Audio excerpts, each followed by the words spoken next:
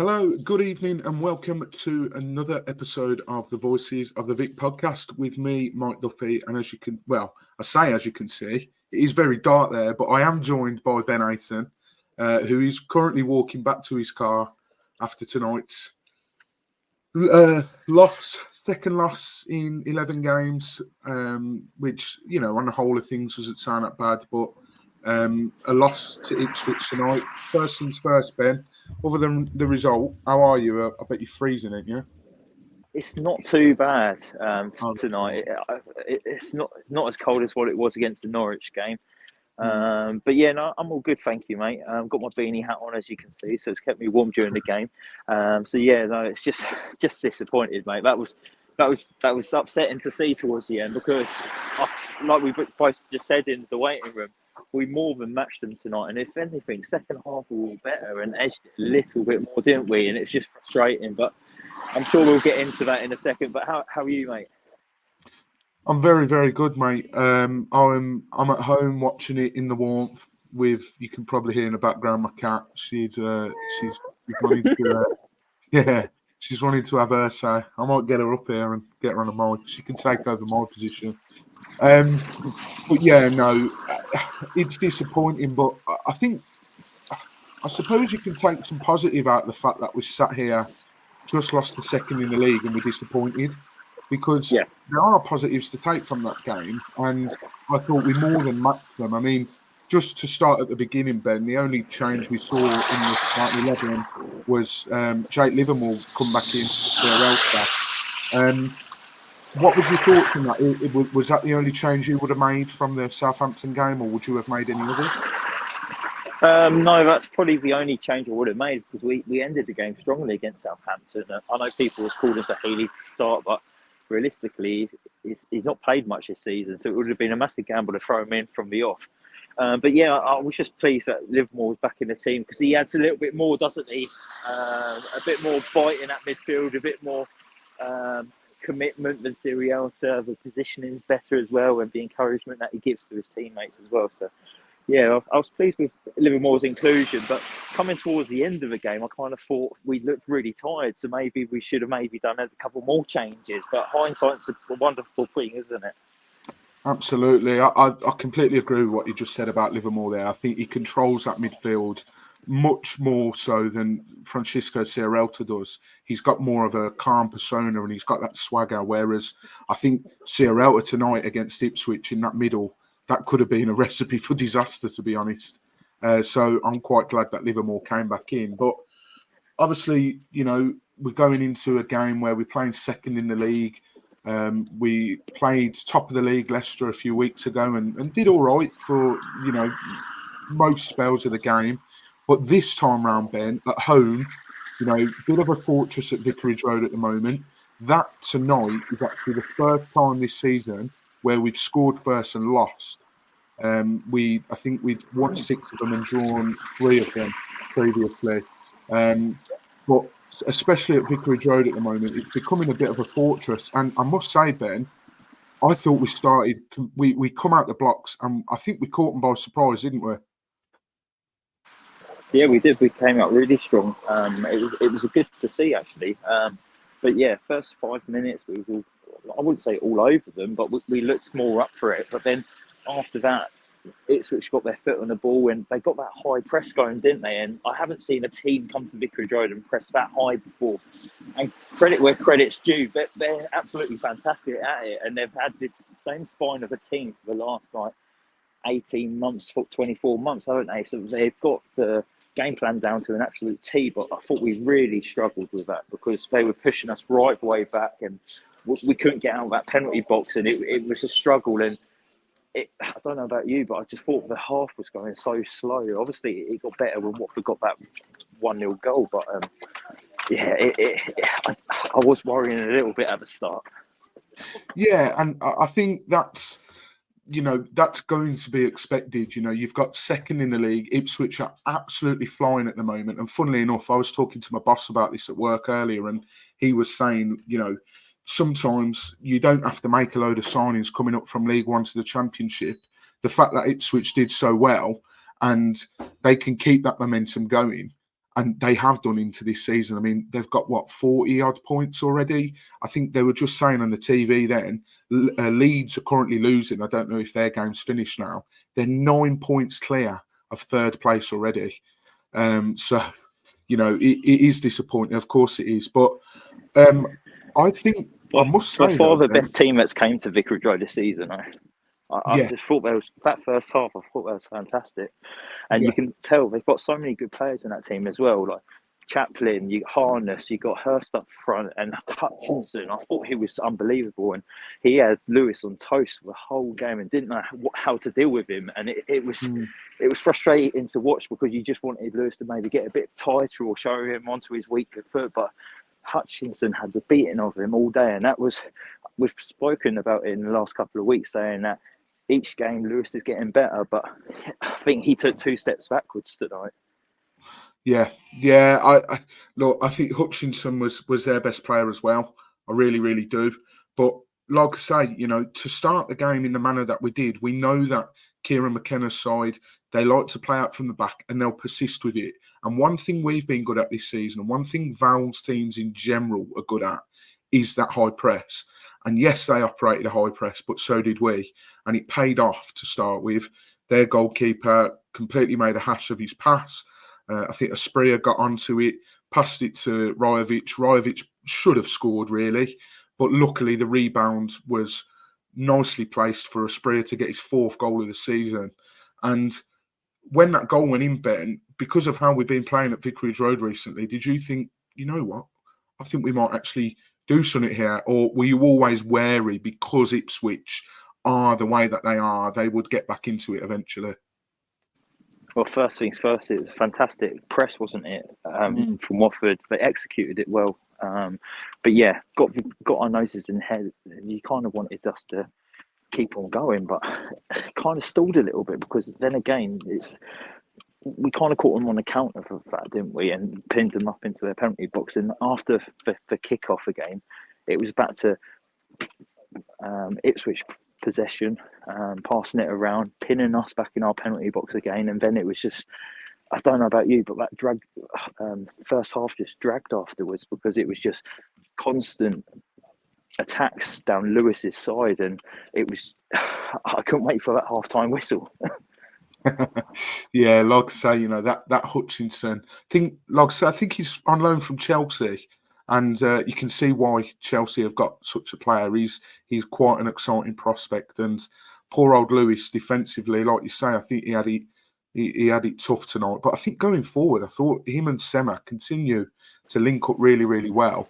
Yeah, definitely. I just want to read a couple of comments out. Matt2890. Says it's disappointing, but the team played well. We seemed to work out the way Ipswich was playing. Mark Schofield, who's a regular listener, evening Mark, he says really upset and annoyed that we lost, especially the way that we gave them a real gift of a goal for the winner. I thought Hoop, Lewis and Ince were poor tonight, and he also thought Rajovic did very little as well. Now, that just shows how far we've actually came in the last few games, really. To be disappointed to lose a 2-1 narrow defeat at home to second place Ipswich Town, that just shows how far we've came, really. And I was just talking to the boys after leaving the game that we've got the commitment in this side now. You can't fault that, and you couldn't fault that tonight in this 90 minutes we've just seen. It was just the unforced errors that caught us out tonight, like Wesley Hoop, for example. I thought that was the worst I've seen him pass the football tonight. His distribution was awful. And then he obviously got caught in possession for their second goal as well. But it's just, we just looked a bit tired. And I think that's what really caught us out tonight, because you couldn't fault the determination or the willingness or the effort from the team. It was just, maybe we looked a little bit tired and the substitutions were a bit delayed and we needed it to be freshened up a little bit earlier. Absolutely, and one problem you're going to have is you cannot give teams like Ipswich an inch, because you give them an inch. I can't believe this. The cat's come on the screen. The cat is literally like right underneath me. New third member. I would like to continue.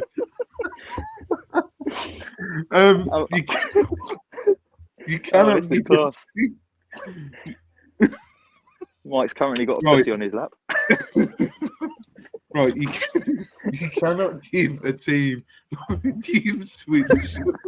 She ain't Sorry. tickling you, is she? This is really unprofessional. At least we can laugh after tonight, eh? The highlight of the night, Mike getting tickled by his pussy. You cannot give. Take 24. You cannot give a team like Ipswich. There we go. My word. You cannot give a team like Ipswich an inch because they'll take a mile. And I think I was really disappointed in the manner that we conceded the equaliser. I think Hamer was unlucky. You could see he was at full stretch to try and keep it out, and I thought he initially did well to try and claw at it and keep it out. But I must admit, I think he had a great first half, but Ryan Andrews very, very poor for that equaliser. What were your thoughts on the equaliser, Ben? Because you were right behind it. Yeah, don't worry, I'm still here. I just turned off my camera because I'm back in the car now. So, or actually, I'm still laughing at Mike's pussy there, everyone. But yeah, no, it was just disappointing that first goal to concede, wasn't it? I think Lewis could have done better, and I know I keep going back to Lewis, but it was his man over there with Hutchinson, and he allowed him to get the ball into the box, and then Andrew should have been closer to that. He should have been tighter. So. It was just frustrating because we got our noses ahead, and then we was back to square one again, But again, I don't think we can be too disappointed tonight. It was an error. We reacted well afterwards. We saw out the first half, went in half time at 1-1. We had a good opportunity from a corner just before half time as well. So we reacted well from going behind. And again, this is down to the character of the squad and the reaction of it. And it was good to see, but I just wanted that half time whistle. Yeah, well, the half-time whistle did appear, thankfully. And you're sort of going into it and at half-time and you're thinking, right, 1-1 against Ipswich. We're doing all right. You know, Ipswich have probably got the wind in their sails a little bit because they've just equalised. And then we come out the second half. And I must say, Ben, I thought we come out second half and I thought that first sort of 5-10 minutes was absolutely bonkers. Like, both teams just couldn't get a foothold in the game, and it was really erratic, and it was absolutely crazy, and it was one end to another, and both, like I say, both teams really struggled to get a foothold in the start of that second half. But I suppose flip it on its head, and you could say that that's good. You know, you don't want teams like Ipswich to start gaining momentum in the second half, and I must admit, I thought. We could have easily thought, right, 1-1 against Ipswich, let's rest on our laurels here. But I thought we did all right and we tried to get forward. But again, Ben, as it's so far the story of the season, we're creating those half chances, but we're not finishing them. And it's cost us again. Yeah, it has cost us again. And Rajovic, he had two sitters tonight, really, didn't he? Kiembe didn't have his shooting boots on either. And then Ince towards the end as well. That's what's costing us at the moment. It's not being clinical enough from Watford, and that's why we're maybe talking about a 2-1 defeat tonight, and not maybe a 2-2 draw or even a 3-2 victory. I can see you're still having a chat with your cat. Is everything all right there, Mike? I just can't believe that happened. That's probably going to get the most views. I'll have to send it into what's it? You've been framed. You've been framed. Yeah, get 250 quid. We can get a new camera for the podcast. Put it on TikTok. We'll go viral, and then maybe you might end up on I'm a Celebrity next year. Yeah, I mean, Mark again here has said, we've, like you said earlier, basically, Ben, we've now proved we can compete with the best teams. If we continue to keep injury free and add a couple of signings in January, we can definitely get into the playoffs. And I think Katie made a really good point in the Southampton post-match podcast, and she said, "Don't forget, it wasn't long ago where people were genuinely saying this team could be in a relegation battle, and 2 losses in 11 games, that's not to be sniffed at. Those 2 losses are against the top 2 as well. It's not as if we've thrown in a loss against Rotherham just for banter. But, we're really building momentum at the moment. And we really come close to getting another point against Ipswich. It's a shame, that gap has opened up a bit again. Preston winning tonight, Sunderland again. I think Sunderland ended up in fact, Sunderland did win. So we're on 28 points and Sunderland occupied 6th and they're on 33 points and we've both played the same amount of games. However, we've got a bit more of a favourable run coming up. And Ben, often is the theme of the podcast, the substitutions. I must admit, I thought the longer the game went on 1-1, because of how well we've been doing and we like to score in from the 80th minute onwards, I quietly thought, right, okay, well, it's 1-1. We might get another goal in the last 10 minutes. But I thought the subs killed us. Why he brings off Asprilla? Asprilla looked really, really lively tonight. I don't get it. What is going on with the substitutions? He killed us tonight. Yeah, it did kill us. That one was frustrating, the Asprilla one. But the one that really frustrated me the most was the double substitution after we just conceded. When we had to try and go for it, we brought Healy on and also Martins. But why couldn't he make that change 5 minutes earlier when we was on top? It was 1-1, and that would be a signal intention going, okay, we're going after this. And we had Ipswich on the ropes. The amount of times we was closing them down in that penalty box, and the Rookery and everyone else in the ground was fully behind the Watford team. We was on board. We could smell that Ipswich were vulnerable at that point.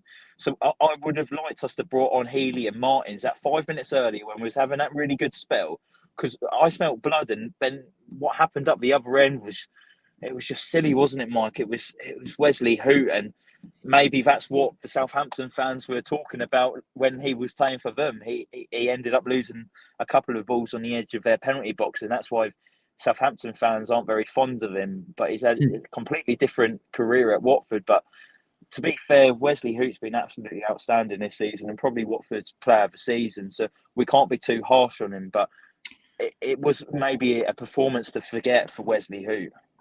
Yeah, I definitely think this was, considering how well he's been doing recently and we've been singing his praises on here, I think that was one of his worst performances of late, which is a real shame because, like you say, he's vastly becoming one of the fans' favourites.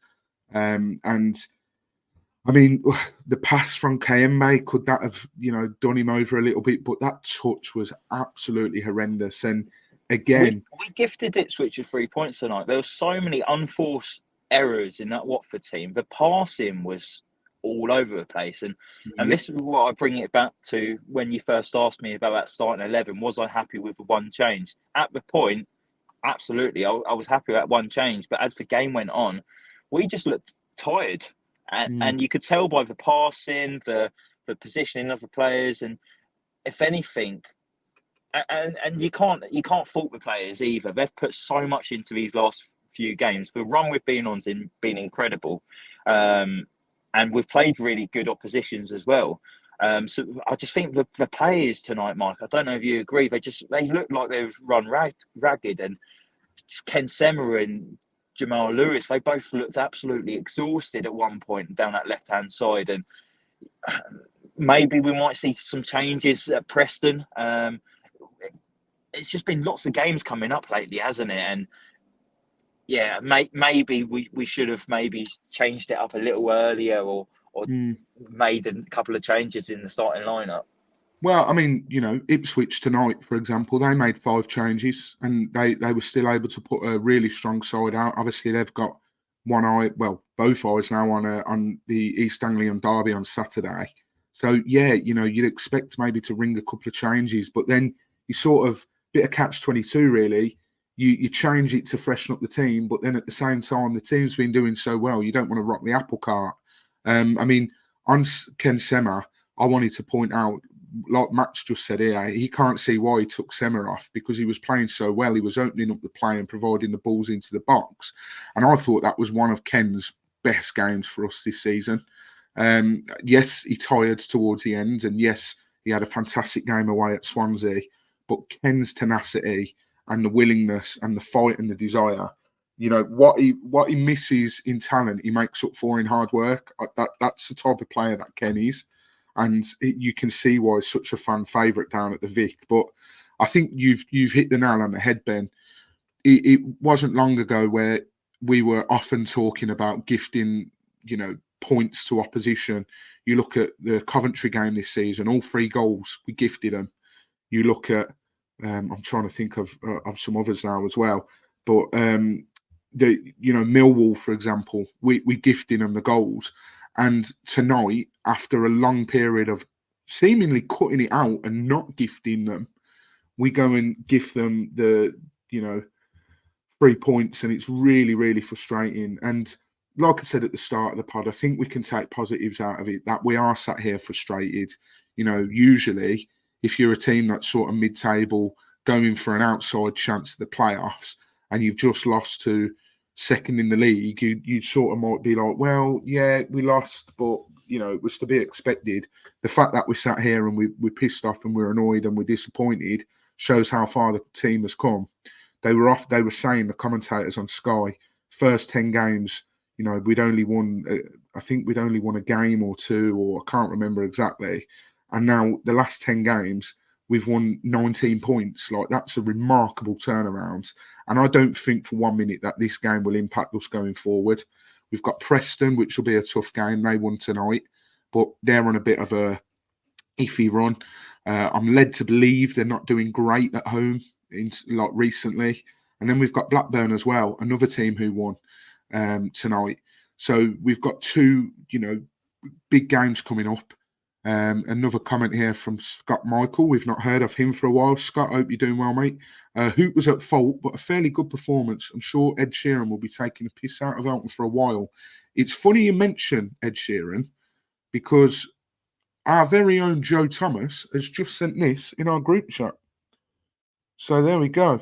Joe Thomas has met Ed Sheeran outside the ground. He is one for catching the celebs whenever they come to Vicarage Road, and I think Sky were a bit excited that he was there tonight. Where's Joe's photo of me and him earlier? You're not telling me you're just showing a photo of Ed Sheeran and Joe, but not a photo of me and Joe? Come on. Well, just so we are clear, Joe also met another celebrity, Ben Aiton from Voices of the Vic. There he is. That's the real one. That's the real celeb spotting tonight at the Vic.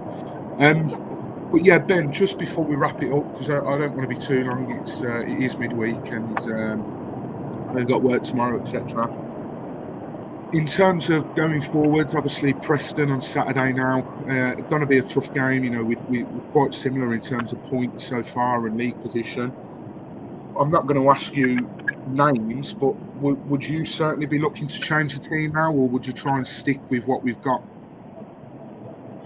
Well, I am liking the consistency of having the same team, because it is helping the team play with each other each week and understand the chemistries and the patterns of play and all that. But after tonight's performance, because the boys gave it everything again tonight, I would make maybe a couple of changes.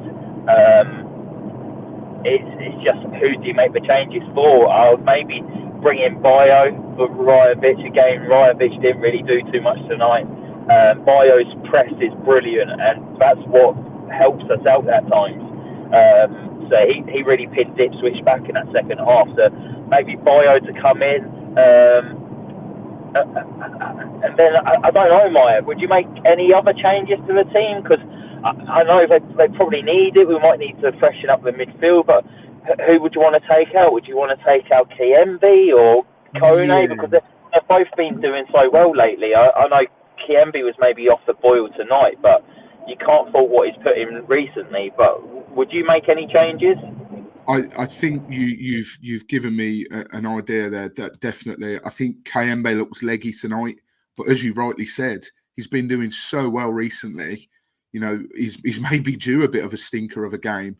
And I think it's just, like you say, it's the fact that the Championship is relentless. We should know this. We've been in the league many, many moons now, and, you know, everyone knows that the Championship is relentless. You know, sometimes Saturday, Tuesday, 3 games in a week. But I would probably look at bringing. I wouldn't bring Loser in because I think Loser is out, going out in January. He wasn't in the squad at all tonight. I might be tempted to stick Deli Bashiru in. Maybe a game against a team like Preston might suit him. Failing that, I'd maybe just throw Chakvedadze in. And then a couple of other comments, Ben, in terms of the team selection going forward for Preston. Mark Schofield said the only change he would possibly make would be Martins for Lewis. Presumably then he would put Ken at left back and then Martins can play further up. I do like that. That's a good shout. That's exactly what he said afterwards. Where's that crystal ball? Scott Michael said Hamer needs to keep his spot. I mean, for what it's worth, I think Hamer did the right thing to try and prevent Morsey tonight. He come out very, very quickly, and all you can do as a goalkeeper in that position is make yourself big and come out as quick as you can. Other than that, Ben, would you stick with Hamer? Has he done anything particularly wrong in your eyes tonight or the last few games that you're maybe sat there thinking, well, maybe it's time for Backman to come in, or are you, no, Hamer keeps his spot? Hamer keeps his spot, even if he's got one leg. Hamer, again, he just gives that bit of confidence, doesn't he, to the back line. And you could tell tonight, even with Ipswich's high press, he was nice and calm and collective on the ball. You wouldn't have got that with Daniel Batman, and I don't think you can take Hamer out of the team. He hasn't had a bad performance. It's been good in the recent games, and for me, it's Hamer's. He's got that number 1 jersey, so I wouldn't put Daniel Batman in unless Hamer got injured. Yeah, I think I completely agree. So I'd maybe look to bring in that Lewis one now has got me thinking, but I'd definitely look to bring in maybe Chakvedadze in the middle for KMB, give KMB a rest. And like you say, Bio comes on, we know what we're going to get from him. He might not be a great finisher, which ultimately that's what you want from your striker, but he's someone that will press the goalkeeper and he'll press the ball.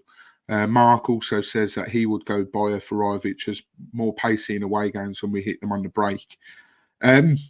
But yeah. You know what? I think we'll probably do the same as well.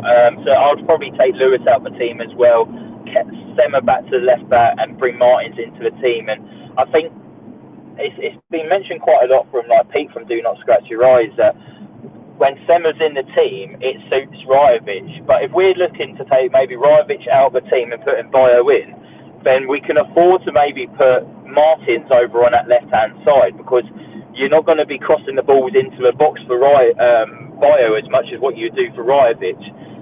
Ken swings them in, doesn't he, for him to attack onto, where Martins always brings it over to his right foot. So I think that probably makes sense then. So maybe Martins for Jamal Lewis and then just Bio for Rajovic.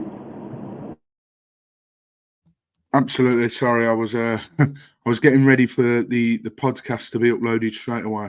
But yeah, no, I completely agree. Like you say, Semmer's someone that plays to Rajovic's strengths with the outswinging crosses. But I think we've got a fantastic player in Martins on there, and Healy looked lovely when he come on tonight. So I wouldn't be against seeing Healy, maybe get more than sort of 10, 15 minutes. Or even less as he's been getting. But I think we'll leave it there. We're going to try and do more of these midweek podcasts. We're going to try and keep them short and sweet. I know Do Not Scratch Your Eyes do a phone-in straight after the game. We're not trying to steal their thunder or take their slot. They are fantastic. And if you don't already, one, I'd imagine you're living under a rock. And two, make sure you go over and check theirs out. But we're going to try and do more podcasts in the week. If Ben's been at it, he'll join like he is now in the car and on his walk back. Or if we're away, then we'll jump on here. But appreciate it tonight. The numbers have been looking good, and thank you for tuning in. And we'll be back. I believe we'll be back on Sunday. Me and Cam are going to the game on Saturday. Is there anything you wanted to sign off with, Ben, or?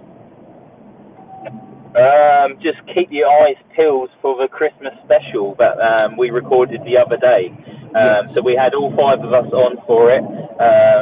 We did our annual Voices of the Vic awards for 7 different categories, I think it was. We threw in some random Christmas questions as well. We all had a quiz at the end where we all asked each other 5 questions each. It was just a laugh, wasn't it, Mike? And there was lots of alcohol as well, all wearing our Christmas jumpers, very festive. So I'm in the middle of editing it at the moment. Well, not at the moment. Obviously, I'm driving home at the moment. I'll be bloody brilliant if I was editing it at the moment. So yeah, I'm going to finish editing it this week, and then it'll probably be out the middle of next week in between the Preston and the Blackburn games. Yeah, I hope you all enjoy it because we've put a lot of work into it, and it was a laugh to record. Absolutely, and when Ben says we put a lot of work into it, he's been very modest. I must say, Ben's done a lot of work behind the scenes to make this as good as we can. We love doing the Christmas special as ever, and I think this is the best one we've ever done. And like Ben says, you know, he's working hard to edit it and put a few things in there that are a little bit different to the Voices of the Vic. So hopefully you like it. But as Ben said, keep your eyes peeled for that. We'll be back on Sunday to review, hopefully, another 3 points or 3 points against Preston. Myself and Cam will be going, and then me and Cam are actually going to Blackburn as well. So hopefully, if all goes to plan, you may even see a match day vlog from those 2 games from either myself or Cameron. But yeah, thank you very, very much for joining tonight, guys. Hey? Is my cat going? No. Yeah, she'll be too busy. No, she can jump on the post-match pod if she wants, and she can have her say again. I was going to say, get her on next Sunday. Yeah, she'll be in my place next Sunday. But yeah, thank you very, very much for joining, guys. If you like the video, be sure to drop it a like. As I've been saying the last few weeks, likes mean a lot more than you might think. Hit the subscribe button as well, as I've noticed that's been creeping up, which is good. And yeah, stay safe, everybody. Take care, and come on, you all.